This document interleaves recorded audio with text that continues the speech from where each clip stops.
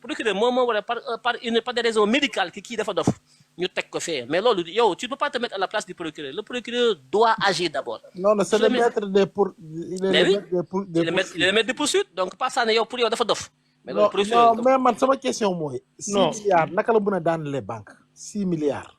boobu ban façon banque c'est-à-dire en fait c'est-à-dire lu ñu war a poser question mooy Pape Sané mii dañ ko war a woo parce que li mu wax dafa taxal effectivement tous les ministres dafa yàq deru tous les ministres de muy def nii diffusion de fausses nouvelles lay gën a jege parce que soo wax dafay leer wax dafa war a clair Pape Sané li mu wax dafa wax moitié bàyyi moitié te loolu baaxul loolu déontologique journaliste daf ko bañ. C'est ce qu'il a toujours fait hein. Lui il a toujours fait Pape Sané man c'est pas moi Pape Sané man je l'apprécie pas hein. man je l'ai toujours dit. Donc c'est ça le problème. Man individuellement man j'aime pas sa façon de faire le genre man j'aime pas ça parce que Pape Sané il n'est pas clair. Il n'est jamais clair.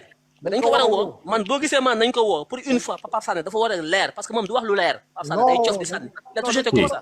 dañ ko war a épi 6 milliards dama ne gis nga banque même buñ ko wóowul gis nga banque bi dafa def erreur Malick baal ñu même buñ ko wóowul ëllëg si biir banque boobu ñuy wax noonu mën naa dem ba daanu mu ne ñii ñoo ma daaneel te booba ban preuve ñu amati dootu am benn moom si boppam moom ak banque yi dañuy liggéey waaw dañ ko war a woo moom Pape Sané ab bandit la boo xamante ne ancien policier la xam na gars yëpp bandi bu mag la moom ak banquier yi si boppam ñoom ñooy def yëfu banditisme seen banditisme yooyu ñoo def depuis temps Macky Sall yooyu dootu fi amati parce que jubbanti la ñu woote.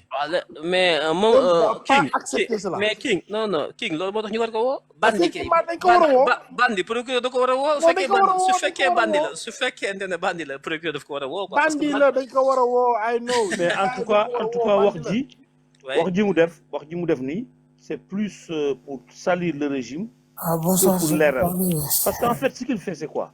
loolu laa la wax sànq ma ne dafa def rek pour climat régime bi fi nekk moo tax ma ne leen. parce que li ma si gis mooy parce qu'en fait il dit quoi? ngeen ne non la première partie effectivement bu instant yi doo ko même 2 secondes nga ne ko ban heure a jot sax du la xam ba du la wax ban heure a jot yow Pape Sané mi nga xamante ne moo fi toog yàq fi bay. en fait li mu def la gravité mooy lan comme l'a dit Ekane tout à l'heure première partie bi jusqu'à la première partie xaw na leer sauf qu'il utilise le mot dóor donc dóor je sais pas si ça veut dire man xaw ma lan mooy dóor. di la dóor mooy une opération frauduleuse hein mooy dóor en français. oui mais xam nga rek gars yi ñoom seen affaire wax yi daal léegi mu ñëw dernière partie bi fi gën a am solo fi ni ñu ko doon xaare déjà comme le dit Nikos li mu wax sànq mooy un ministre bu fekkee day intervenir dans un dossier mais il faut que mu am preuve yow tey boo wootee sa banque nga ne dafa ma virement duñ la ko defal yow boo wootee sa banque tey nga ne man nga joxe sa identifiant joxe sa lépp. mais ministre musul woote dafay fen. non damay exemple loo xam lu gën a leer nga yor sa compte yow nga woo sa conseiller bancaire mu xam la xam sa baat nga ne ma defal ma virement du ko def il faut nga ñëw ñu jox la le relevé yi nga signé. lépp ñu doog a def virement bi. effectivement soo ko deful duñ la virer. et puis ay milliards donc au nom de quoi une somme aussi énorme nga toog sa kër woote minute mu bloqué affaire bi loolu amul sens amul benn sens. non mais Lorenzo je pense que là on ne parle pas la même chose non mais attends li mu wax lu leer la c'est un financement de la BIDC. Oui. La BIDC c'est la banque d'investissement de la CEDEAO. da ngay nekk homme d'affaires sénégalais wala de la CEDEAO nga am projet wala nga am benn projet c'est une banque boo xam ne du financer du dul ay projet état lay financer wala chef d'entreprise bu nekk ci état membre CEDEAO yi am projet bu bancable projet boo xam ne da nga ko dugal ci banque mu lay soog a jox xaalis te bala mu la virer xaalis bi BIDC boo amee projet en tant que particulier privé membre d'un des états de la CEDEAO banque boobu avant mu lay financer projet bi da nga koy réaliser ba pare. c'est-à-dire que boo amoon projet 10 milliards nga bëgg BIDC financer la ko da ngay dem uti 10 milliards liggéey ko ba pare mu lay soog a jox xaalis bi moom BIDC c'est comme ça état lay financer de la CEDEAO wala un entrepreneur un chef d'entreprise un homme d'affaires de la CEDEAO te boo amee projet bi da nga koy dugal ñu valider ko tout ça mais du la jox xaalis bi du nga réaliser projet bi su fekkee privé nga mu la koy soog a virer peut-être que le gars dafa amoon marché dans les ministères au niveau du ministre. amee marché ci ministère bi peut-être j'ai man pas dit noonu que la c'est ça. demee noonu la demee. mu liggéey bi ba pare lépp banque bi financé ko banque bi avance ko mu def liggéey bi banque bi ko def crédit bi mu def liggéey bi léegi nag BIDC viral ko xaalis bi mais moom même liggéey bu mu def sax même liggéey bu mu def mais sax woote man même woote bi liggéey bu moom mu def sax sori mun quoi na lu nekk woote sax bi ab liggéey bu parce fictif que woote bi moo pour la ñu bëgg a jàpp. sàcc xaalis léegi xaalis état. léegi bi mu liggéey ba pare peut-être j'ai pas dit que c'est ça peut-être ministre bi convention parce que nee na ministre bi nee na ko bàyyil xaalis bu mu génn parce que man ak moom ñoo signé convention ban façon convention la déjà ban façon liggéey la ban façon marché convention 8 public la milliards. waaw léegi convention 6 milliards.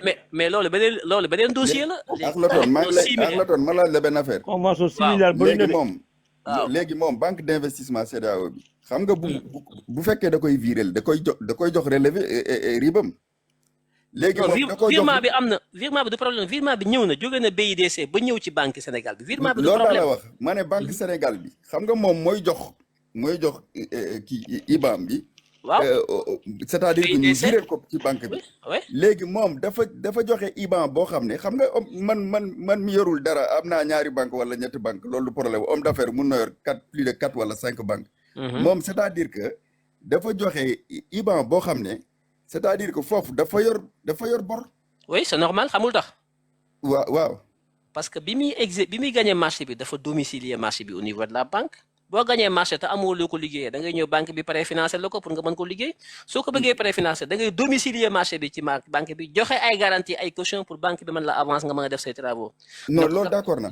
waaw loolu léegi loolu la def moo tax léegi boo domicilier marché bi ci banque bi jox la xaalis nga liggéey paiement bi war a jóge BIDC paiement boobu ci compte bi lay dugg directement mënoo ko détourner mënoo ko yóbbu feneen ci banque bi la avance banque bi moom loolu garantie la ci moom parce que am na accord du BIDC comme quoi que le financement est bouclé une fois que les travaux sont terminés homme d'affaires bi bu indee attestation de travaux réalisés signés par les ministres ou je ne sais pas qui su ko yónnee BIDC day def virement bi directement ci compte bi nga xam ne moom lañ ubbi woon ci banque bi ko lebaloon xaalis mu liggéey ko kooku c'est verrouillé c'est des garanties c'est des sécurisés donc moo tax bi xaalis bi ñëwee nag xam naa daf ko bëggoon a toog ni génn ko banque bi ne ko déet man maa la avance woon 6 milliards nga liggéey 8 milliards sax nga ma amel ñu fay la 6 milliards damay téye 6 milliards yi nga fay ma sama 2 milliards foofu nag le ministre bi intervenir pourquoi loolu mooy question bi that's the question. kii Akhenaton léegi liggéey bi par exemple ministre bi buñ ko contrôlé ñu gis ne ministre bi diñ ko contrôlé dimbale ma rek ma laaj kii Akhenaton ministre bi buñ ko contrôlé ñu gis ne moom travaux yu mu engagé yëpp gis nañ ko corps de contrôle yi xool nañ ko sur le plan facturation et cetera ak qualité liggéey bi et cetera yooyu yëpp gis nañ ko ça a été bien fait léegi où est le problème quoi lan lañ mën a reprocher ministre bi quoi et cetera léegi banque bi moom man xam nga lan laa yaakaar banque bi dafa def erreur pour rattraper erreur bi c'est-à-dire il faut que mu wax loo Pape Sané pour ñu mun a intervenir pour ministre bi mu def le tout. thank you pour dugal xaalis bi ci banque bi. c'est-à-dire qu'ils ont fait leur erreur banque bi dañoo def seen erreur léegi pour rattraper wu. non banque bi moo ko tey. non loolu laa wax moom dafa xamante ak loolu laa wax moom dafa xamante ak banque yi. non attendez là. il faut pas que ñuy dugg ci ay suppositions attention. banque yi dafa am nu ñuy liggéeyee. c'est-à-dire moom Pape Sané ban intérêt la am Pape Sané ban intérêt la am le fait que mu wax loolu. non Pape Sané yéen a fi wax ne dafa police la nekk am na ay renseignements Pape Sané il est comme tous les Sénégalais day am ay réseaux am ay informations comme ni ko ñëpp di amee. mais ban opportunité wax ji ban opportunité la am bokk. non ban koy wax ci place publique waaw. pourquoi mu koy wax ci place publique parce que Pape Sané xëy na day jubbanti li mu def. pour man non mais pourquoi nga ne non. pourquoi non pour man déedéet pour man. xam nga pour man c'est-à-dire que yow est-ce que yow Akhenaton boo doon liggéey ci banque bi yow nga nekk un chef d'agence. cas bi bu amee ministre bu la woowee. est-ce que xaalis bi da nga koy joxe. mais man xam nga man du ma ko def man. merci. xam nga doo ko def où est le problème su ko keneen defee kooku moom moo ko def. merci. mais non attends il faut pas confondre le niveau de responsabilité le banquier qui a cédé sous le coup de fil du ministre est responsable de tout ce qui pourra advenir au niveau de la banque bi def loolu def na lu wut def mais ministre bi tamit li mu def waru ko def ministre bi amul moom pour di intervenir ci marché bi jàmbur. waaw mais ministre Pape Sané woote la wax indi fi benn preuve. di assaillir comme ça imam ñu yëg ministre bi woote la wax indul benn preuve newul ministre bi indi na document bi signé na document bi joxe na engagement woote rek la wax. allah akbar mais attends doo déglu yow tamit ma ne nañu yéeg tuuti parce que ñu ngi tourner autour du pot ngeen di accueillir imam di ko poser même la même question et il n'a pas arrêté de répondre sur la même question c'est tout mais léegi nañ jéem a yéeg tamit parce que am na ñu ñuy déglu ci suuf s'il vous plaît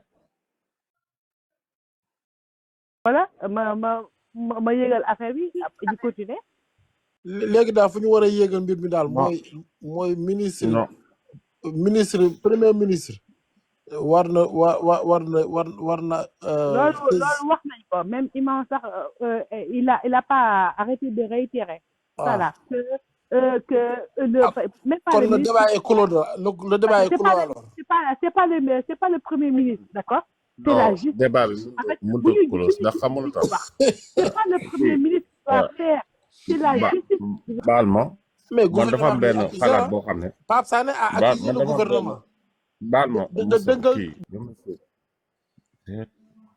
maanaam man dafa am benn kii boo xam ne maanaam xëy na mën naa nekk sama biir bopp te bañ a nekk seen biir bopp dama gëmoon ne ministre bi dafa tegoon ay garantie yu wóor pour waa ji ñu dem ba si biir képp li nga xam ne mooy ministre bi amatul garantie banque bi xamante ne maanaam xam ne maanaam bu waxul lii tey mën naa dem ba am benn problème bi mu jox ko Pape Sané wala mu jox ko keleen wala Pape Sané ñu jox ko benn faux information ndax maanaam li si nekk moo bari ndax Pape Sané bi muy wax complètement xëccaan na téléphone bi mu waxee ba pare du ngeen koy gis bi waaji naan ko sama grand bëgguma ñu dem téel a dig mu xëccaat téléphone bi di xoolaat téléphone bi moo ngi xoolaat téléphone bi ndax am na lu mu yor si téléphone bi complètement mu ne nan ma woo bun ma woo yor naa ay preuve man nag dafa am lu ma si xalaat quoi man dama yaakaar ne est-ce que joxuñu Pape Sané benn pièce boo xam ne faux info ndax gouvernement bi man da yaakaar naa ne li leen di surveiller fi ñu toll nii guddeeg bëccëg ndax gis ngeen fan yee ne on a xoma mooy kooku ñu corrompe woon benn 4x4 ak yooyu noonu ci sens lañ ko wàccee moo tax ma yaakaar ne maanaam man daal am na lu sama bopp bi loo xam ne fi ñu toll nii mën na ko mën a comprendre ci gouvernement bi yow. salaamaaleykum di ziar doyen ak Akhenaton ak yeneen doyen yi fi yéeg yëpp en fait man li ma mën a apporter mooy que ñun lenn moo tax débat bi egg benn niveau mooy liñ ci tudd benn ministre wala buñ ci tuddoon benn DG tamit ne DG nguur gi affaire dina am benn tollé mais man je me demande que man bu doon tey képp ku toog télé wax benn affaire ñu ne procureur war na ko jël comme pourquoi pas ñu commencer ci ñi nga xam ne ñoo porté woon accusation ci le kii nu mu tudd sax DG SNHLM parce que c'est les mêmes accusations te ay presse ñoo ko wax donc moom ñëw na éclaircir donc man je pense que comme ni ko le doyen waxee ak Pape Sané moom chaque jour longue nii lay poser benn débat day am lu muy wax lu garaaw mais da koy codé man si sama jàngat sama analyse mooy que Pape Sané même buñ ko woowoon moom lan lay wax lan daanaka lan nga koy jàppee wala boo ko woowoon lan nga ko war a téye parce que benn ministre ne dafa am ku dóor ne bu banque bi daanoo daanaka moom dafa joxe question répondre question bi tëj question bi. merci. un manipulateur. waaw dafa joxe question tëj de kii question bi tëj question bi parce que à la fin dafa ne banque bu daanoo mais comme sànq li doyen wax doyen Akhenaton li mu wax dëgg la dëggantaan ministre yi fi nekkoon dañ daan woo ay directeur banque ñuy dekkee sa xaalis am na ñoo xam sax ay chef d'agence yoo xam ni yaa ngi dégg ay ministre ñoo fa daan ñëw wala ay DG wala ay simple kii yoo xam ni dañoo daan nekk si kii rek nguur gee lañ nekkoon dem di dekkee sa xaalis ci banque yi donc loolu am na mais ñun lu ñu jaaxal mooy kii li mu wax nii tey am na benn doyen bu wax bu nekk crédit xaw ma je sais pas mu ne kooku noonu mais tey ji nii muy Akhenaton kii ñi fi nekk ñëpp mais tey man bu doon dañ ma war a fay xaalis ma xam ni yorel naa kee xaalis banque be mais dama naan sama xaalis mun na dugg fee dégg naa foofu si question boobu sama xaalis du dugg foofu jaar foofu virement boobu wala ñooñu waroon viréel homme d'affaires ñu kooku dañ naan ko yow banque bi rek lañ la mën a joxe xaalis loolu benn question la beneen question bi mooy que tey jii nii moom dafa ne ministre bi dafa dóor banque boobu mais man li ma jaaxal mooy dafa ne banque boobu dafa jox gayen bi 2 milliards ba pare téye 6 milliards yi moom question loolu la wax dafa ne dañoo jox waa ji 2 milliards téye 6 milliards ne ko 8 milliards nga ñu amel boobu deuxième question troisième question bi mooy que tey jii nii moom dafa wax affaire de convention te man yaakaar naa ni tey bu doon moom loolu muy wax noonu ñi fi jaar convention dëggantaan convention kañ balaa ngeen def benn convention day am xanaa benn projet wala mu am ay garantie wala affaire yooyu noonu wala tey jii nii moom ministre yi muy wax yaa ka 25 ministres suñ juuma donc ministre yi mu wax nii pour xam kan lay wax nii jarul ñuy chercher de côté affaire xaalis ci dëkk bi donc moom non do affaire xaalis la affaire marché la. waa marché ah. ministre marché nag ministre yëpp mën nañu ko joxe affaire marché la quoi boo xoolee convention bi marché la quoi projet la donc c'est un marché bu mu réaliser lebi xaalis BIDC na ko d'accord naa pour jox la xaalis bi mais duma la ko jox tant que pare woo liggéey bi ba indil ma ne woon def nga ko liggéey bi moom boo koy bëgg a def il faut nga am banque Sénégal boo xam ne kon moo lay jox xaalis pour nga mën koo liggéey mais banque Sénégal bi pour mu mën laa jox xaalis bi il faut nga indil ko firnde ne BIDC banque CEDEAO bi d'accord na pour jox la xaalis boo jeexalee liggéey bi donc ay garantie ci kaw garantie la ki ñu jox liggéey bi day indi na am naa liggéey état moo ma ko jox ministère bi moo ma jox liggéey bi pour ma def ko ma xaalis banque bi damaa bëgg nga lebal ma xaalis banque bi ne la man duma la lebal xaalis parce que amoo garantie nga dem BIDC dugal fa projet bi damaa bëgg ngeen financer ma ko BIDC ne d'accord naa bindal la lettre nga indi ko ci banque Sénégal bi jox ko ne ko BIDC d'accord na su ma liggéeyee ba noppi mu viré ma xaalis nga jox ko banque Sénégal bi soog lay jox xaalis bi nga dem liggéey boo liggéeyee ba noppi ki la jox liggéey bi bind na liggéey bi def nga ko ci ni nga ko waree lépp baax na nga jël loolu yónnee ko BIDC yónnee ko sa banque Sénégal BIDC jël xaalis bi viré ko ci compte bi nga ko joxoon mooy compte banque Sénégal bi la joxoon xaalis bi mënoo koo tuxal parce que loolu lañ tuddee domiciliation parce que domiciliation bi dafay sécuriser les transactions du lu la neex affaire business ak affaire ak banque ak kii du lu la neex ngay def lépp day am sécurité dañ koy verrouiller moo tax bi xaalis bi ñëwee foofu fekk fa bor te lu tax xaalis bi ñëw foofu mooy xaalis bi jógee banque BIDC dafa ñëw dugg ci xaalis bi génnoon ci banque Sénégal bi ñaari xaalis yi ñoo bokk kii dafa joxe fële mu ñëw war a fay bor bi ci biir réew mi bi mu ñëwee ci banque bi nag banque bi ne ko man dama laa lebaloon ci kaw ne lii xaalis bi dina ñëw comme xaalis bi ñëw ne man dama koy téye fayee ko ci sama bor ministre bi foofu la duggee ne na ko bàyyil xaalis bi mu génn lu tax mu def ko loolu mooy laaj bi lu tax ministre bi di ki dugg naan na bàyyi xaalis bi mu génn d'après nag waxi Pape Sané lii sama wax Pape Sané ko wax su ma la lebalee xaalis nga ne ma kat yow mi ma lebal sama xaalis bi Pape Sané am na xaalis bu mu la war a jox su la ko joxee li ma la lebal yow dig ma ko fay ma woo Pape Sané woo la maag yow ñu wax ñett ma ne Pape Sané dangaa amel diw mi xaalis mu ne waaw ma ne ko ñaata la mu ne ma 1 milliard ma ne ko diw de daf may leb 1 milliard Pape Sané na ma jox ko 1 milliard bi ndax man amel naa ko 1 milliard soo ko joxee 1 milliard bi su ma koy fay 1 milliard am jox la sa 1 milliard ma yëkkati sama 1 milliard jox la man ak yow ak Pape Sané ñu signé nga lekk sama 1 milliard ba 1 milliard bi la Pape Sané amel war a jot nga fay ko Pape Sané jox ma ko bi ma ko joxee nag yow mi ma ameloon 1 milliard sa 1 milliard Pape Sané bi jot naa ko man maay banque bi sa xaritu ministre bi nag woo ma man na ma 1 milliard bi la Pape Sané jox bàyyi ko bu ko jël naa la ko joxaat yow parce que yow ak sa xaritu ministre bi da ngeen a seq ay marché xam nga loolu loolu.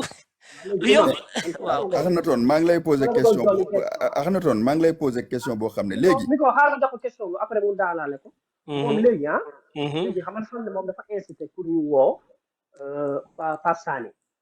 ma ne pourquoi pas on duñu def la même chose pour ñi nga xam ne dañoo accuser le DG SNHLM ak yeneen nit ñi SNHLM moom ci boppam moo def moo dindi SNHLM dégg naa ko muy weddi mais SNHLM li mu wax weddi ko Sénégal ak li mu bind France bokkul SNHLM dafa dem France dem Montpellier toog ak ñetti société française def ak ñoom benn pré contrat lu ñu tuddee MOU signé ak ñoom ne dafa bëgg a def 25000 logements MOU bi mi ngi France fii ñoom tubaab yi am nañ ko 3 entreprises coow li bari mu dellu Sénégal weddi lépp ne musu ko def li mu wax Sénégal ak li mu def France bokkul man xam naa bu baax man du ma jaayil du ma dof su ko neexee nag moom mu wax patriote yi génn kenn ku ne waaye wedd na kër man je ne suis pas un patriote boo xam ne ay wax moom mooy yóbbaale man ci ay këyit lay liggéey nekk France xam bu baax fi mu demoon ci Montpellier xam société yi mu rencontré xam MOU yi mu signé ak ñoom xam fi ñu jëm coow li bari na nag mu bëgg a dellu ginnaaw léegi patriote yi ñenn ñi bu leen neexee ngeen ànd ak moom ne wax na dëgg démentir na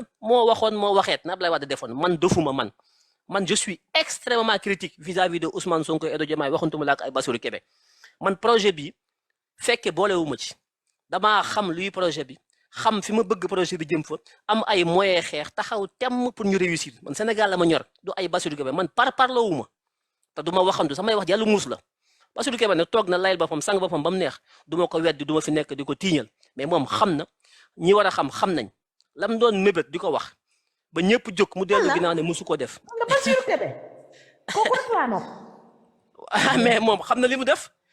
après bu ci mënee génn ba waxeet kooku amul problème mais en tout cas man li ma amul problème du werante man li ma doon kaas mooy mënuñoo jël 25000 logements di ko jox ay tubaab jamono bi sénégalais yi am ay entreprise war koo defar sànq dugg ngeen di lay naan réew mi dafa dëgër réew mu dëgër nag dañuy relancer économie bi économie nu ñu koy relancer le bâtiment France États-Unis Japon Chine foo ki dem le secteur du bâtiment mooy soupapu économie moo koy relancer réew mu taxaw boo amee ay chantier États-Unis bañ demee ba taxaw am crise dañoo def le big deal Europe bi ñu ko bombardé ñu bëgg reconstruire l'économie européenne dañoo créer banque buy investir dans la reconstruction de l'Europe la construction le bâtiment dafay suqali am koom-koom boo ñëwee ci am réew nit ñi bari ñu soxla ay logement au lieu nga jox ko entreprise sénégalaise yi ci jubal jubbanti ak li Diomaye waxoon ci premier discours am endogénéiser l'économie sénégalaise fexe ba koom-koomu réew mi nekk ci doomu réew mi Bassirou Kébé amagoo 40 ans ñu jox la DG wu HLM nga ne kes jël avion dem ba Montpellier di fa jël ñetti société française di leen jox ay 25000 logements nga xam ne tey bu ñu ko séddale woon entreprise sénégalais yi koom-koom bi soxaliku quand le bâtiment va tout va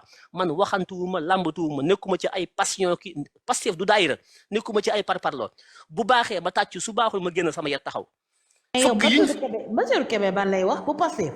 waaw fëgg jiñ fëgg ci 25000 logements yi moo tax Bassirou Kébé dellu si ginnaaw man 25000 logements yi moo ma amal intérêt comme ñëwaat na ki nee na musu koo def fa lillahi alhamdu amul problème man sama yat laa yore nañ ko jël séddale ko entreprise sénégalaise yi sénégalais yi am ci ay liggéey ñu créé ci ay emploi au lieu ñuy takk di yóbbu ay Espagne ñuy wat ci ay kaaneeki poobar di yóbbu ay Dubaï yu kenn xamul 25000 logements mu am réew mënu koo soxla xale yi di chômer kenn du ko jox benn tubaab tànk maa ngi fi man ak Akhenaton lii maa ko wax.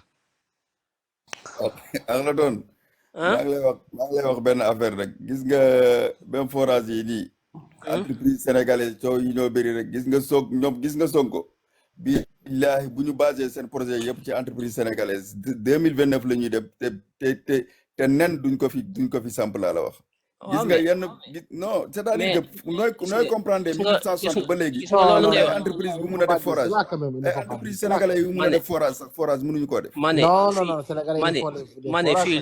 ma ne fii lu fi nekk ay entreprise sénégal man sama papa entreprise la yore HLM yi da kee tabaxa tax ba xubidaas gis nga yooyu nañ ko bàyyi man je vous dis mon père est un entrepreneur il faut que ñu gëm suñu bopp mënuñoo taxaw fi naan dañu gëm suñu bopp Sonko dugal suñu bopp ay patriote la ñu ñëw ba fii ngeen di wax seen bopp comme ay jën naan mënu leen.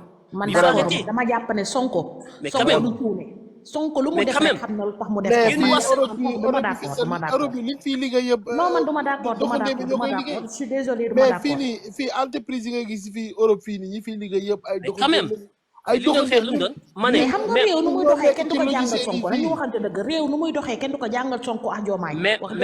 même bu sénégalais yi mënul woon dañoo war a jàpp ci seen mbagg yi ñu jógee ko daanu ba ci la ñuy mën. Akhenaton sénégalais yi mën nañu sénégalais am nañu expérience. dañoo mën bien sûr dañu mën. la preuve mooy foo munti dem ci àdduna bi di fi fekk sénégalais mu yor fa entreprise bi liggéey. mais ñun Sénégal bu ñu mënta tabax HLM mooy bâtiment bi gën a yomb gi tabax HLM bu ko Sénégal mënta tabax Sonko ak Diomaye defuñu fi dara nañu leen wàccee. vraiment duñu dem HLM bu ñu ko mënta tabax ñun Sénégal Sonko ak Diomaye kon duñu fi def dara. mais nañu bàyyi parloo quoi xam ngeen tabax HLM mooy niveau 1 ki tabax HLM mooy niveau mooy li gën a yomb a tabax ci bâtiment. quand même non wax nga dëgg quand même loolu bu ñu ko mënta am ci Sonko Diomaye lu ñu fi def na Diomaye génn pale bi Sonko mais Aliou Sow moo ngi tabax lu raw HLM ki tabax Radisson ki tabax Radisson Akhenaton ki tabax Radisson boobu tabax lu raw gars yi nañ def ndànk taxaw leen gars yi nañ def ndànk nit boo ko jiitalee ba pare danga koy may temps gars yi duñu ay cuune ay borom bopp ñoo nekk ci bopp réew mi. non man góoma loolu de góoma loolu de fii Sénégal yëpp ay borom bopp lañ Sonko moo nañu bu ngeen ma falee Sonko ci non yéen da ngeen di bañ Sonko loo xam ne Sonko ci boppam mayu ko boppam Sonko moo ne bu ngeen ma falee amul temps de grâce ngeen bëgg a toog fi naan ay temps amu fi réew mi dañ Sonko moo ne woon dañ ñoo yónni te yàkkamti ñu yéen da ngeen di déglu Sonko déggoon ko dégg yéen da ngeen di waaye Sonko bu waxee loolu te fekk réew moo xam ne yàqu na fekkoo fa dara. mais yàqu-yàqu bi moo tax ñu falu ñun réew mi su baaxoon du ñu falu yàqu-yàqu moo tax Sonko Diomaye falu réew mi mais yéen ma ne xola ma ne Ousmane Sonko critiqué ak Diomaye critique moo ko dugal kaso Ousmane Sonko critique moo ko jox réew mi ak Diomaye critique yi ngeen di bañ moo ñu jox réew mi ñun projet bi lépp critique la dañoo critiqué Macky Sall lu bon li fi nekkoon li ñu critiqué ba Sénégal yi nañu réew maa ngoog yéen ngeen taxaw ne kenn du critiquer il faut que ñu critiquer positivement Sonko nit la Diomaye nit la taxaw naan xam nañoo ko ay bopp lañu Sonko gënu la man gënumaa nekk bopp Diomaye gënumaa nekk bopp fii ay bopp ñëpp ay bopp lañ bopp yëpp lañ soxla il faut ngeen bàyyi affaire bi bañ ko def daayira waa ak li nga wax mën na nekk dëgg waaye dama ne la bopp yi bëri na de waaye bopp bu ci am ñam dëgg-dëgg man dama jàpp ne bopp Sonko la non gis nga bopp Sonko gis nga bopp non d'accord naa ne Sonko boppam macha allah am na ñam mais amul ñam yëpp am na suppu kanja ak maafe mais amul daxinu Saalum bopp lépp mënu cee ne amul kenn ko am bopp bu lépp ne Sonko lu bopp bi rëy dafa soxla ay ministre mi ngi nommé ay ministre mi ngi nommé ay DG mi ngi nommé ay ambassadeur mi ngi diisoog Diomaye Sonko donc mënul lépp Diomaye donc mënul lépp bopp yi bari lañ soxla il faut pas que ñu jàpp Sonko teg ko benn missi benn malaaka yaakaar ne bopp bi du bopp nit bopp malaaka loolu c'est faux loolu bu ñu ko jéem a cultiver ci bopp nit ñi Sonko nit la dafay saturé day juum xamul lépp amul expertise ci lépp day soxla fii nit ki soxla fekkee moo tax il est entouré de gens de conseillers de ministres de DG tout ça moom kot mënut a doxal réew mi xamul lépp mënut a nekk fépp. non mais effectivement voilà mais loolu lu simple la daal lu ngeen war a comprendre la une bonne fois ñu jàll ci mais ñun Sonko lii ñuy def mais li ma def ci man Bassirou Kébé ne ko 25000 logements yi du dem mais loolu Sonko laay dimbali loolu Diomaye laay dimbali. loolu Bassirou Kébé wul ko def ak keneen loolu Sonko daf Anatoine man dama la bëgg a poser benn question parce que boo gisee ci sujet bi man ci sujet bi laa bëgg a wax nii xam nga par exemple bu ñu waxee expropriation pour cause d'intérêt public xam nga loolu mun na nekk sa bâtiment sa immeuble état soxla ko tout à fait pour des voilà léegi bu fekkee homme d'affaires bi xam nga ci banque aussi homme d'affaires maanaam ay milliards par exemple 8 milliards sur la base tout simplement de liggéey état wala nangam mënuñoo maanaam pour mesurer les risques. Malick pour mesurer même pour les risques Malick même pour ñu mën a dellusiwaat Malick. non Malick baal ma Malick pour ñu mën a dellusiwaat. am na fi benn homme d'affaires benn banque lu fëgg fii 8 milliards. banque bi ñu def ko benn virement bi jógee BIDC. banque CEDEAO mais wax je suis à la télé je suis à l'aise pour en parler virement bi jógee BIDC ñu war ko fay xaalis banque bi mu fëggoon 8 milliards yi banque bi na tël 6 milliards yi téye ko un ministre moo woo banque bi ne ko non bàyyi leen ko mu fayee ko xaalis bi man maa ngi signé teg moom benn convention Sénégal lii ngay teg nit ñi banque boobu suba bu ñu déggee ne banque bi daanu ministre boobu sa responsabilité est impliqué au premier chef homme d'affaires. déjà Noa mu ne mu ngi signanteeg moom ça veut dire que signé wul d'abord. signé guñu ko voilà ça veut dire que signé guñu sax. ça c'est très important c'est très important. ça veut dire que c'est pas encore fait déjà xam nga ñun ñu ngi man li ma doon coow nii yëpp man dama yaakaaroon ne ministre bi marché bi dafa exécuté ba pare. alors que le marché n'est pas encore exécuté. Tu vois. ba pare loolu la wax Akhenaton gis nga. banque loolu moo gën a garaaw c'est-à-dire que ñun li ñu doon wax sànq sax moo gën a moyen garaaw li ñu doon wax sànq moo gën a correct moo gën a sedd li ñu doon supposé naan marché am na ñu jox ko loolu sax nga xam dañu ko doon supposé looloo gën a sedd mais lii moo gën a garaaw maanaam marché sax amagul lii c'est-à-dire que lii marché sax amagul ministre bi dafa woote ne bàyyi leen xaalis mu génn parce que maa ngi préparé signé ak moom benn convention boo xam ne xëy na dina ko mën a fay loolu dafa garaaw loolu marché sax amagul ministre bi di intervenir. waaw mais est-ce que loolu dëgg la aussi.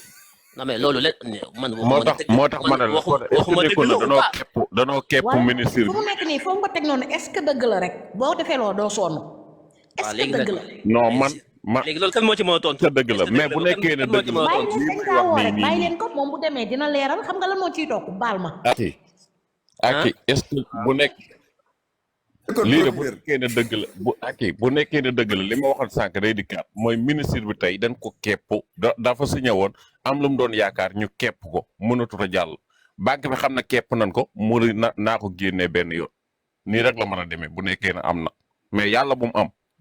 parce que non bu amee ñun bu man ku mel ne man lii am man moo ma gënal mu am wax ji am man moo ma gënal mu bañ a am xam nga lu tax xam ngeen lu tax ah non yéen xam ngeen lu tax xam ngeen lu tax am ci suñu biir ñoo xam ne dañuy dóor marto di njuuj njaaj ñooñu dañ leen war a xam teel a xam seppi leen teg leen fee dañ leen war a teel a détecté pourquoi ñuy bàyyi ci suñu biir ñoo xam ne ñi ngi wut xaalis di dóor ñu naan non nañ nëppal non bu mu fi feeñ non wax ji amul di leen défendre pourquoi am na ku fi wax sànq waxu ONAS DG ba dàq nañ ko mais dossier ba léegi vidéo wuñu ko mi ngi justice ba léegi anamu demul kenn waxu ci ONAS dàq nañu DG ba am na ay accusation ñun neen la suñu biir ana dossier ba fu mujj xam nga des fois ana dossier bi damay laaj dañu waxante dëgg fii dañ doon toog Macky Sall dañuy jàpp ñun di tëj ñu jàpp di doon di tëj may kaas man mii ne Macky Sall yow ba nga faloo 2012 ba léegi amul kenn ko mas a ànd ak Macky Sall ko dugg ci kaso bi Macky du tëj ay nitam ma xeex ko ba tey Pastef ngay jàpp tëj nit ñi nga jàpp dóor yéen ñëpp ñu koy xeex tey ñun ñu falu ñi am suñu biir ñuy accusante duñ ci jàpp kenn yóbbu ku ñu wax ngeen bëgg ko défendre liñ doon xeex démb kon est-ce que dëgg la Akhenaton xam nga marché ONAS bi Cheikh est-ce que liñ doon xeex dëgg démb dëgg la le DG ñun dëgg la ñuy xeex wala ñun dañuy politique politicienne ñun ak ñoom Macky Sall ñoo yem c'est-à-dire ku far ak ñun baax nga ku farata ñun baaxoo Macky loolu la fi nekkee woon di loolu ngeen bëgg ñu continuer ko non man bokkuma ci loolu man li ma doon xeex Macky Sall démb moom laay xeex ci suñu biir fii man je suis constant dans mes convictions man dama jàpp ne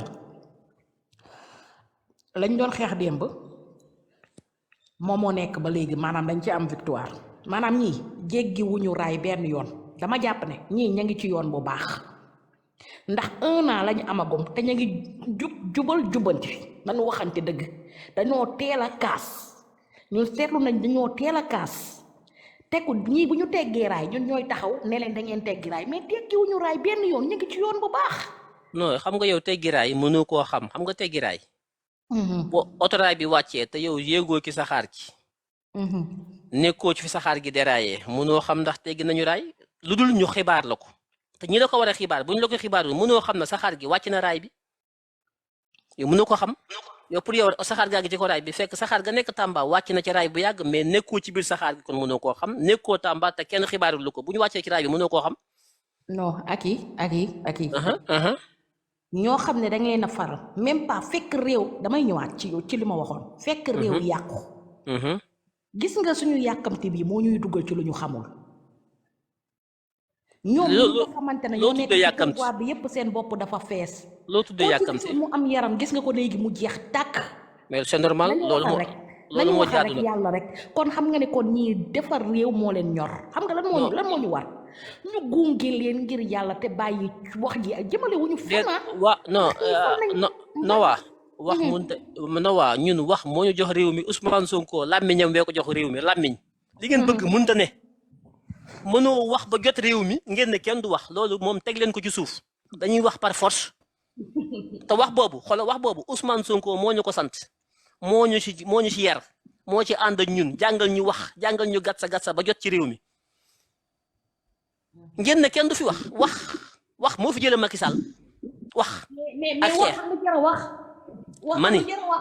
mani boo demee bay wax da ngay wax li jar a wax non mani xam nga yow boo demee ba ci biir après yow yaay ruus boo demee ba ci biir bu ñu xuusee après yaay ruus waaw mais loolu soo amee Pape Sané moo wax ay waxam bu ñu demee ba ci biir waxam amul mais loolu c'est sa responsabilité sooba moom il va endosser ci conséquences yi moo koy subir ah mais wax na dafa am ministre bu dugg ci marché 8 milliards woote ci te ministre bi xamuñu kan la dañu am 25 ministres xawma ak 5 secrétaires d'État xamuñu ci kan la mais loolu man su ma nekkoon ministre man damay taxaw ne lu dafa war a leer parce que man na maa génn ñu ma koy tuuma dina leer moom dina leer dafa war a leer ñëpp bëgg nañ mu leer ñëpp bëgg nañ mu leer oui dafa war a leer fu baax foo dem fekk fa fu baax kër goo dugg da nga fa fekk lu baax da nga fa fekk lu bon boo duggee Pastef da nga fa fekk lu baax da nga fekk lu bon boo demee APR amul génn kër goo am lu baax dong ak kër goo am lu bon dong képp ku ko wax da ngay tappale ak parparloo képp ku nekk ci loolu ci tappale nga ne nekkoo ci jubal jubanti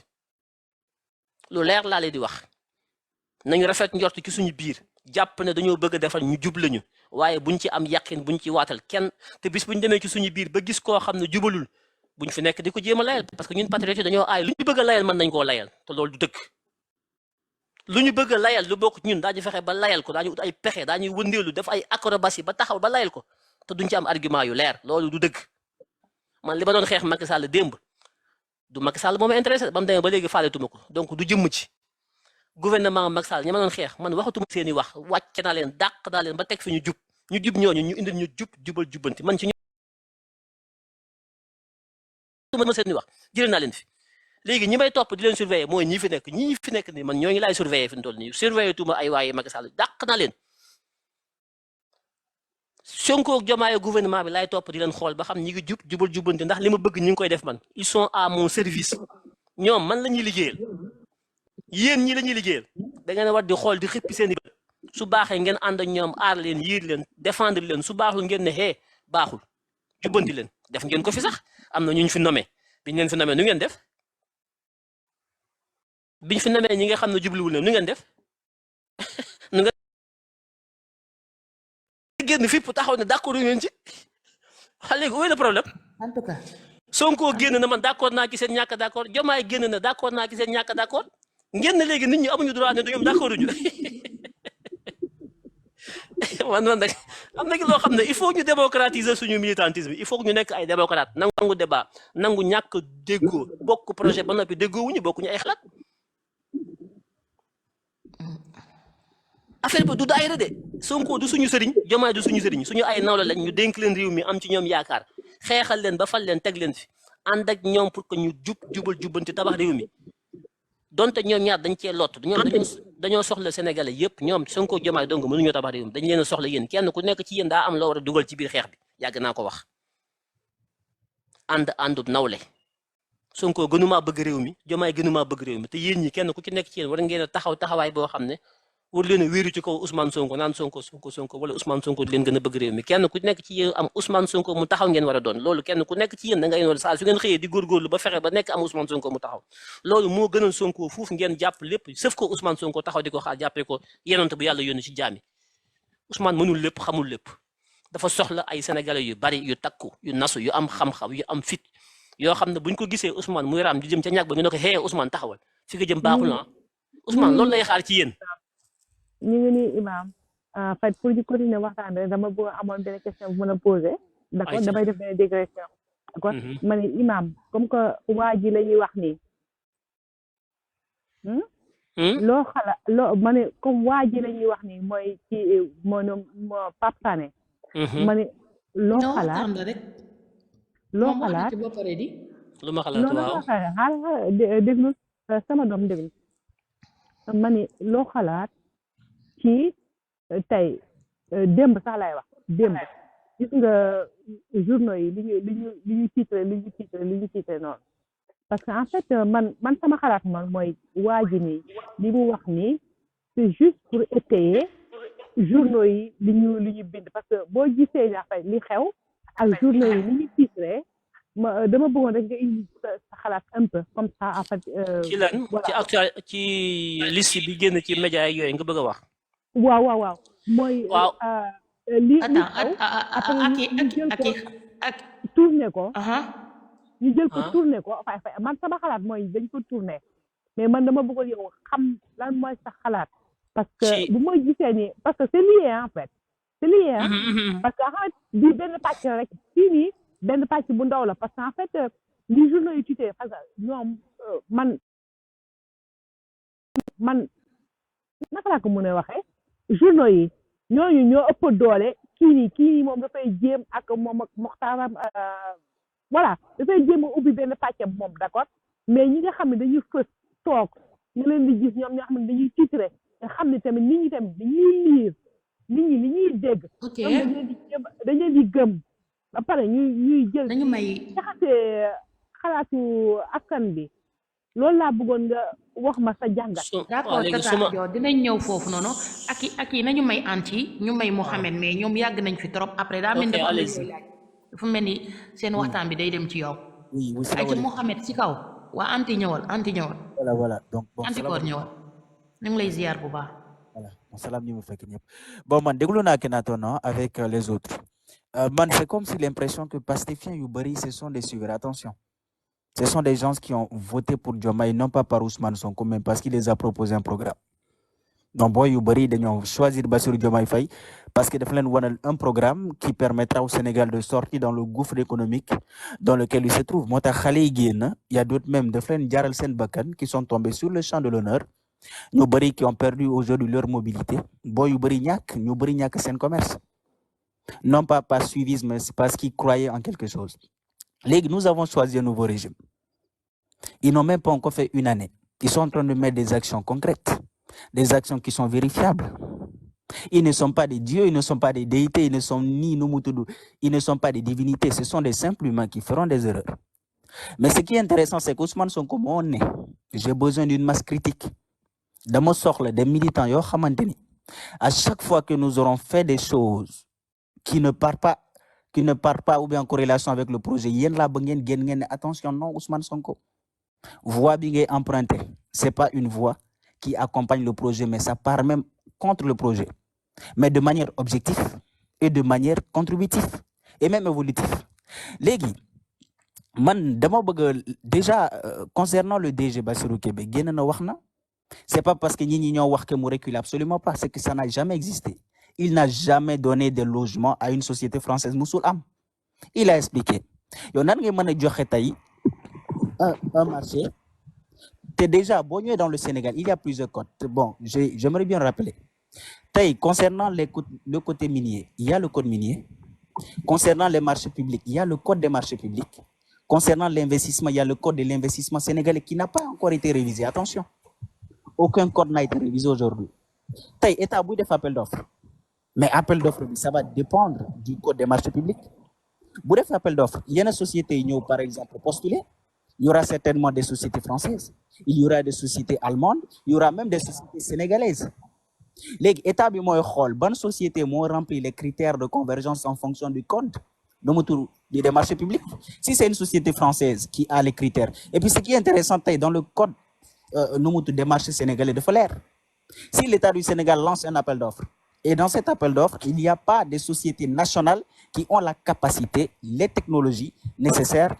Cet appel d'offres mérite d'être donné à qui vaut de droit, qui a les compétences nécessaires. Mais il faudrait que cette société, quand même, nous avons une société sénégalaise, au moins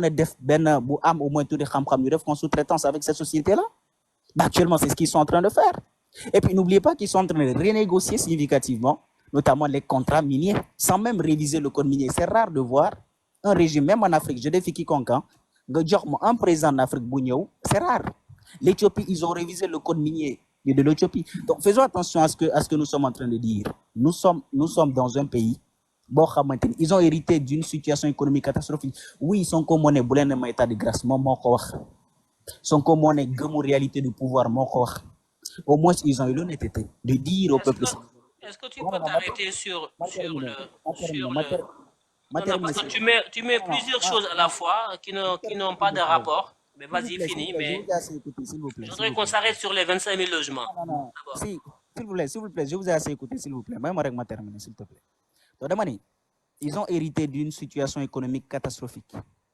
La dette sénégalaise a atteint son paroxysme. Ben militant de l'APR, moun le gagne caille dans le Macky Sall. Nul ne peut te dire si la dette sénégalaise est viable ou non viable. Personne ne peut te le dire. Je défie quiconque, quel économiste, nous avons un poids de la dette. Bon, déjà, dans ce que Donald Trump a fait. Trump aujourd'hui, notamment, il y a même un projet de 316 milliards de francs CFA qui aujourd'hui a été stoppé. Même le ministre de l'Éducation nationale, parce que USAID m'a financé les programmes nationaux, notamment dans les langues. Même aujourd'hui, ça va encore faire un gouffre dans un état où les marges de manœuvre sont quasi inexistantes. Le président Bimoko. Donc, moi, je pense qu'aujourd'hui, ils ont besoin de critiques constructives. Les gars, je vais poser une question à Moussa Kenaton et je coupe mon micro. Je vais dire deux actions qui partent à l'encontre du projet. Je vous écoute. D'accord. Bon, merci, Anticor. Donc, deux actions qui partent à l'encontre du projet. Déjà, qui partent à l'encontre du projet. Déjà, je reviens sur le parcours que tu viens de décrire sur la situation de nos finances publiques, que tu as défié la défiance. Bon, je pense qu'Ousmane Sonko est là. Il nous a clairement fait l'état des lieux de nos finances publiques. Le président Bassirou Diomaye Faye tout récemment nous a révélé que nos marges de manœuvre budgétaires sont très serrées. Et quand tu parles du code des marchés publics, le code des investissements, tu as touché à tout en fait. Tu as fait un tour d'horizon, mais de façon très... Mettez les codes avec moi si vous voulez, je vous le... Non, mais non, c'est pas ça le problème. Le problème, c'est que quand on est dans le cadre donc d'une passation de marché public, tu évoques les codes, il faut savoir lesquels codes tu évoques. C'est le code des marchés publics sénégalais. Et les organes qui travaillent autour de ces codes-là, il y a l'ARCOP, il y a la DCMP. Maintenant, Bassirou Kébé, qui a été en France, tu as dit qu'il n'y a pas eu de marché. Mais justement, il n'y a pas encore de marché. Le marché n'est pas encore établi, il n'y a pas encore de marché. Alors, pourquoi vous dites que c'est à cause de la pression qu'il a reculé sur le marché? Mais tout à l'heure, vous m'aviez demandé de vous écouter. Ben, je pense que vous allez m'écouter. Vous savez, la procédure de passation des marchés, vous savez, il a été à Montpellier signé avec 3 sociétés françaises, un MOU. Vous savez ce que c'est qu'un MOU? Est-ce que vous savez ce que c'est qu'un MOU anticonformiste? Allez-y, je vous écoute, je coupe mon micro. D'accord, ok. Bon, un MOU, c'est quoi? Un MOU, c'est un mémorandum d'entente. Ça veut dire quoi? J'ai des intentions, tu as des intentions. Nous devons contracter, toi et moi. Nous devons signer un projet. Le premier acte qu'il faut poser, ce sont les premières intentions. MOU, Mémorandum d'entente. Loolu Bassirou Kébé signé na ko wala signé ko da nga koy wedd yow suñuy wax dañuy wax ci xam-xam ak sincérité. C'est important de défendre le projet, mais il faut défendre dans la vérité, dans la sincérité, dans la science. Bassirou Kébé s'est déplacé en France. Il a été voir les Français. Ils ont signé, Bassirou Kébé et 3 sociétés françaises. Ils ont signé un mémorandum d'entente. Dans quel cadre? Dans le cadre de construire 25 000 logements au Sénégal. Maintenant, il n'y a pas encore de marché. Parce qu'après le mémorandum, il faut après aller vers maintenant la faisabilité du marché. Projet du Sénégal, avec des investissements étrangers, ça commence toujours par un MOU. Allez voir, allez vérifier.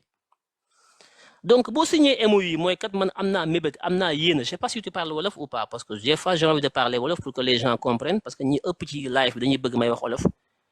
MOU. Voilà, d'accord, donc c'est bon. Ok, donc MOU, moi, je veux 25 000 logements. Ça, c'est Français France.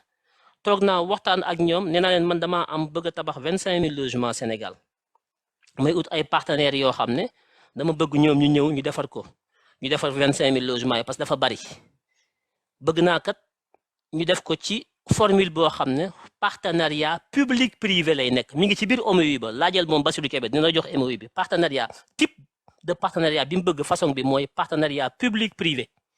Mooy état da ciy def ñoom français ñu def pour ñu moo tabax logement yi mi ngi ci biir MOU ba kon yéene bi intention bu njëkk bi mi ngi ci biir këyit boobu ñu dëxëñ bu ñu paree woon ci loolu dañuy jàll ci beneen phase deuxième phase bi mooy ñu fexe dem léegi ci négocier ci modalité yi pour jéem a formaliser marché bi nga xam ne mooy le marché partenariat public privé nga xam ne suñu code des investissements daf ko prévoir ak code des marchés publics. loolu mooy deuxième phase bi àggaguñu woon foofu première phase bi moom lañu yóbbu kër Caaka Njaay dañu ne bëreet ñu yàq ko suñ ko yàqul woon ci deuxième phase bi lañuy dem mais signé guñu définitivement pour joxe marché parce que marché amagul marché il faut que ñu construire le marché faire le cahier des charges mettre les clauses techniques les clauses générales les clauses financières les modalités de partage des revenus parce que PPP la yooyu yëpp àggaguñ ci woon mais yéen bu njëkk bi l'intention de faire un MOU avec 3 sociétés françaises loolu am na c'est factuel Bassirou Kébé gis naa ko mu toog ci biiram di ko justifier naan joxewul marché oui. loolu mën na ko jox à tout le monde il peut le donner à tout le monde. mais non mais yow boo ko bëgg mu jox la ko c'est pas un problème. non mais waaw mais loolu xam nga loolu non attends loolu sa xalaat la je te le respecte mais defu ko non attends tu me coupes pas parce que tout à l'heure tu me disais de ne pas te couper je t'ai écouté loolu sa xalaat la man na ko jox n'importe qui mais joxu ko benn société sénégalaise joxu ko non non xam nga man parlowuma man li ma lay wax kenn du ko dindi voilà li ma lay wax du dañ ma ne mën na ko jox n'importe quoi kooku c'est une intentionnalité loolu xalaat la loolu du ma ko weddi bu ko neexoon mu jox ko un ange oui non mais tu m'écoutes s'il te plaît ma ne loolu du xalaat loolu du intention ku bëgg mu jox la ko. Mais tout à l'heure tu me demandais de t'écouter maintenant tu ne peux plus écouter. anti déglul wala anti nga pare rek nga jox ko déglu nañu déglunte rek. yow da nga taxaw ne joxewul marché tey nga ñëw na mën na ko jox ku ko neex li mu joxe lan la. il dit faux joxul marché de jusqu'à présent. waa lu mu joxe. lan la joxe. attends Moussa Kenaton kenn joxul appel d'offre kenn defagu sa appel d'offre. non mais mani xam nga il faut qu'on sache ce qu'on dit. Voilà il faut qu'on sache man je ne suis pas là pour polémiquer. Je suis. Vous parlez de la scientificité maintenant montrez-moi les preuves que l'appel n'a pas été fait Moussa Kenaton. Tu m'écoutes là s'il te plaît tu m'écoutes parce que ça sert à rien de parler en même temps et tout ça sert à rien. Moi quand tu veux parler je te laisse la parole. Vas-y tu parles mais j'ai pas envie qu'on me coupe. anti da ngay déglul wala anti ak tëj micro bi ba pare. Voilà tu parles ou je parle mais on ne peut pas parler en même temps. Bonne phrase et après je coupe mon micro Noah. Il parle ici d'une scientificité. La science voudrait des preuves. Moussa Kenaton, montrez-moi les preuves qui prouvent que l'appel d'offres a été fait s'il vous plaît. Vous pouvez allumer votre caméra vous mettre parce que la science c'est des preuves. C'est pas mais d'accord vous avez fini là? Oui allez-y oui je vais juste. Bon est-ce que vous pouvez fermer votre micro? Je le connais pas. Est-ce que vous pouvez faire? Ouais, OK, c'est bon. Vous savez, hein? Écoute-moi bien. Vous touchez à tout. Vous êtes quelqu'un de dispersé. Vous touchez à tout. Vous mélangez tout. Scientificité, preuve d'un appel d'offres. Il y a pas. Je viens de vous dire qu'il n'y a pas encore d'appel d'offres. Il n'y a pas encore de marché. Ça veut dire que vous n'écoutez même pas. C'est dangereux. Moi, je vous ai dit qu'il n'y a pas encore de marché. Il y a un MOU. Après nga tëb ne ma wéy mën na ko jox ku ko neex donc léegi nangu nga ne MOU am na ba tax na nga naan ma mën na ko jox ku ko neex marché amagul MOU moo jiitu marché ngay wax appel d'offres il y aura pas d'appel d'offres c'est un partenariat public-privé il y a pas d'appel d'offres appel d'offres soo koy def il faut nga xam les types de marché dafa am marché par appel d'offres am marché par entente directe am marché par offre spontanée am marché par DRP su ngeen xamul da ngeen di téye di déglu jël big di noter te bàyyi di werante c'est pas important le code des marchés maa la gën a xam avec toute modestie li may wax man ça sort de ma bouche comme ça parce que c'est dans ma tête. Il ne faut pas que nous confondions d'induire les gens. Il faut qu'on respecte ceux qui nous écoutent, qu'on parle de science. J'ai le code des marchés en format PDF. Le code des marchés, il est... Non mais écoute-moi bien. Article de code des marchés. Voilà le code des marchés avec moi. On va aussi parler un peu. Mais tu joues avec moi ou quoi là? Moi je ne suis pas là pour ça. Mais tu joues avec moi ou quoi? Mais c'est quoi mais c'est quoi là? Il y a le code des marchés mais ça. Tu as le code des marchés. Le code des marchés, il est en ligne. Non, le code des marchés, tout le monde là, ça c'est pas parce que tu as le code des marchés que tu as la science. Parce que les référés, c'est pas la science. Tu as le code des marchés. Voilà, il a le code des marchés, mais il ne peut pas te dire, il ne sait même pas que quand on fait un partenariat public-privé, il n'y a pas d'appel d'offres.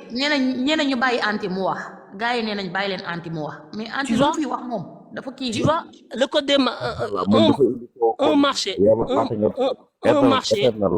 un marché en partenariat public-privé, quoi, amul appel d'offres.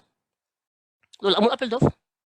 Donc, il y a un appel d'offres, beaucoup de partenariat public-privé, entente directe, donc, may wax ne mom Bassirou Kébé, mi ngi may dégg wala bok dana ma dégg, signé na MOU avec ces sociétés françaises, du ko wéddi lolu. MOU nak moy jitu marché. mooy premier accord yi ngeen di trouvé wax li ngeen bëgg a def wax ni ngeen ko bëgg a defee wax li nga xam ne war ngeen a continuer waxtaan bi pour teg modalité yëpp pour àgg ci marché bi nga xam ne sous forme de PPP lay nekk foofu lañ jotut a àgg mais bu coow li amul woon bu ñu bàyyi woon mu sedd mën nañu dem ci deuxième étape mooy dem jéem a concevoir un marché boo xam ne sous forme de PPP lay nekk du nekk appel d'offre ñu jox ko tubaab yi indi ay investissement ak tubaab yi ak sénégalais yi ak état du Sénégal ñu construire les 25 000 logements sous-traité ko peut-être entreprise sénégalaise yi wala duñu leen ko sous-traité mu nekk manque à gagner loolu lay xeex man je ne suis pas d'accord sur ça heureusement que lui Bassirou Kébé il est revenu sur ça man c'est tout man loolu moo ma ci intéressé woon Bassirou Kébé j'ai pas de problème avec lui je le connais même pas c'est pas mon problème mais projet bi lay défendre te parce que projet bi Ousmane Sonko daf ñu jaay ne projet bi c'est un projet patriotique et il n'y a pas de patriotisme là où il n'y a pas de patriotisme économique. Notre patriotisme ne doit pas être un patriotisme d'émotion, mais un patriotisme de raison et d'économie. réew mi suñu amee lu doomi réew mi war a def nañ ko jox doomi réew mi bu ñu ko jëggaane ay naar rek ay tubaab man loolu mooy sama xeex j'ai pas de problème avec Bassirou Kébé je ne le connais pas j'ai aucun problème avec lui je ne le défends pas je ne le casse pas mais action yi muy posé en tant que quelqu'un qui est doté d'une mission de service public il est directeur général d'une société publique quand il signe en mon nom au nom de tous les Sénégalais c'est à ce titre moi en tant que citoyen que j'ai le droit de dire ce qu'il fait est bon ou n'est pas bon je ne suis pas dans des animosités il faut qu'on sache ce qu'on fasse et ce qu'on dise. D'accord. Léegi j'ai une satisfaction bi ma ci am mooy li ma doon xeex ne buñ jox tubaab bi marché bi commencé woon nañ di négocier ak ñoom loolu teg nañ ko ci suuf man loolu mooy sama satisfaction loolu mooy li nga xam ne man moom laa doon xeex am naa ci satisfaction le reste c'est pas important D'accord. Je peux terminer vite fait en 1 minute, comme ça je descends. Vas-y. Très bien. Jusqu'à présent, je n'ai pas dit de ne pas critiquer, parce que nous sommes dans une démocratie. De l'Olo Ousmane Sonko woote. Gars, s'il te plaît, je termine. Et c'est ce que Sonko a réussi à mener tey. waxuma ak yow de ñi suuf laay waxal quoi ndax kii dafa demoon moo tax. yow xam naa la yow demoon rek. C'est ce que Ousmane Sonko a réussi. yéen kan ngeen di waxal kii di ah kii la. moom la kii ngeen di wax. moom la waay. kii rek laa nopp. Oui, je termine vite fait Noa damay terminer après may wàcc. dama ni les preuves sont ici. Fii Sonko moo ne j'ai besoin d'une masse critique boo xamante ni bu ñuy critiquer que ces critiques soient objectives. Critiques yooyu ne nekk des critiques yu may amener de l'avant. Sonko dafa woote la souveraineté économique. Donc ça sera plus ou moins aller même à l'encontre nga jël un marché jox ko à des sociétés étrangères sachant que yow da nga bëgg créer un modèle économique endogène de surcroît d'industrialisation par substitution aux importations. Donc le fait que yow da nga bëgg jël benn marché jox ko à une société étrangère toi tu vas non seulement tuer ton secteur privé sachant que yow il y a plus de 300 000 Sénégalais qui arrivent chaque année sur le marché de l'emploi. Le secteur privé au Sénégal emploie 95%, l'État en crée que 5%. Parce que le rôle même de l'État, c'est pas créer de l'emploi, mais c'est de créer les conditions d'employabilité. Sonko Bolen Deme lire la SND, passe 70-80, il nous explique quel est le modèle de financement Bounidef. Livre la solution à la page 125 jusqu'à la page 206, il nous explique comment il compte faire aujourd'hui pour que la société sénégalaise bénéficie sur les marchés publics. Parce que Taïla, problématique, ce sont les compétences sont là, hein, mais c'est la technologie qui nous manque. Parce qu'aujourd'hui, même à Woodside, il y a un transfert de compétences sur 20 ans qui se fait actuellement. Donc nous espérons que 20 ans plus tard, les Sénégalais pourront eux-mêmes exploiter leur propre pétrole. Nous espérons qu'avec le gaz, prochainement, nous pourrons nous-mêmes exploiter notre gaz. Maintenant, la question, moi, dans les monsieur Akhenaton, la société sénégalaise, bi français yor. Sont comme nous allons nous inspirer du modèle de Singapour et même du modèle chinois avec l'arrivée de Deng Xiaoping. Nous allons imposer aux sociétés étrangères avant la fin de la licence, de transférer de la compétence et de la technologie. Et c'est ce qui se passe actuellement. Donc ça va aller peu à peu. Ils ont 5 ans. Pendant ces 5 ans, nous allons voir quelles sont les actions qu'ils vont faire. S'ils font des actions qui partent à l'encontre du projet, nous, en tant que patriotes du Sénégal, nous qui aimons le Sénégal, nous allons dire attention, Ousmane Sonko dette. fi ngay teg sa tànk baaxul et je sais que bel et bien que moom bu xamee baaxul dina teggi tànkam donc ils ont trouvé une situation économique qui est catastrophique il faudrait pas comprendre ça en compte donc bon désolé Moussa Akhenaton si j'ai tenu des propos Non, péjoratifs. y a pas de souci. Bon, on est ensemble, c'est le débat, hein. La démocratie, c'est ça. Moi, j'ai pas de problème de personne. Moi, j'ai des problèmes Voilà, d'idées et merci d'arguments. de Mais m'avoir donné la y a pas de parole. souci. Voilà, bonne soirée à tous. Merci beaucoup, il n'y a pas de problème. Donc, vous voyez qu'on parle à peu près la même chose. Après, on peut ne pas être d'accord, mais au bout, dañuy déggoo. Parce que li mu wax léegi que oui, dañu war a endogénéiser l'économie dafa war a tegu ci kër man loolu laay xeex man maa ngi ci ligne boobu lépp lu ma gis ñu koy joxe bitim réew day fekk waa réew mi mënuñu ko parce que France sax am na loo xam ne mënu ko da koy uti bitim réew Chine am na loo xam ne su ko bëggee France lay ñëw te lu mu puissant loolu am day am duñ ñu lépp ñoo koy def parce que mënuñu lépp mais li nga xam ne ñun mën nañ ko ca dëgg-dëgg nañ ko jéem a defal suñu bopp li nga xam ne mënuñu ko ñu dem jéggaani ko man loolu rek laa wax ah loolu rek laa doon xeex mais du question Bassirou Kébé wala X Y j'ai pas de problème de personne j'ai des problèmes de vision d'argument et de pratique d'action nit ki li muy jëf ci loolu laay wax mais pas ci jëmm bi macha allah am na solo wocc Les 25 000 logements sont destinés, bon, dans quel secteur du pays? Dans quelle région exactement? à peu près li ma ci dégg mooy c'est au niveau national hein du Dakar rek Bah, j'ai cru entendre que bah, on l'avait attribué à Mourkat, là où on non avait, foofu 25 000 logements xaju fa non, foofu moom mooy ëpp comme foofu mooy kii bi quoi, foofu moo gën a nekk principal bi. waaw Parce dina que am bah, partie on a, dina am loo bu bari bu fa am peut-être mais HLM xam nga ils sont un peu partout au Sénégal hein. HLM c'est pas que Dakar ou Thiès hein. Ils sont partout HLM donc voilà je pense que dañ koy séddale quoi dañ koy séddale ak ku nekk am ci le projet il est bon moi parce que boo gisee ma ciy kaas di ci taxaw nii parce que bâtiment bi suñ ko relancer su doxee dafa bari ay sous-métiers dans le bâtiment te dafa mën a créer ay emplois dafa mën a suqali koom-koom ñun ñëpp d'accord nañ ne les temps sont durs on a hérité un pays boo xam ne délabré Sénégal dañ ko jël ci ay loxo yoo xam ne ay yàqkat la ñun ñëpp d'accord nañ ñëpp d'accord nañ dafa jafe ñëpp d'accord nañ ne mënuñu xëy def lépp ñun ñëpp d'accord nañ ci dañ koy damay dégg souvent ñu koy wax mais loolu daanaka booy xool wax bu yàqu la parce que ñëpp xam nañ ne yombul mais ci biir jafe-jafe bi tamit donc sànq dégg naa ko mu ne Dan Xiaoping oui Sonko oui c'est vrai le modèle singapourien ou le modèle chinois sauf que nous ne sommes pas des Chinois nous ne sommes pas des Singapouriens après il faut tendre vers ça je suis d'accord il faut être ambitieux démb maa ngi koy wax suma ay xarit ma ne ko mais au niveau, bon, leur modèle, c'est au niveau capitalisme ou bien au niveau communisme? non ñun xam nga Sonko wax na ko dans le parti mais le PASTEF n'est ni communiste ni économiste astafurlah ni capitaliste ni ceci ni ça l'idéologie de PASTEF xam nga lan mooy idéologie de PASTEF Oui, allez-y. c'est quoi l'idéologie de PASTEF xam nga ko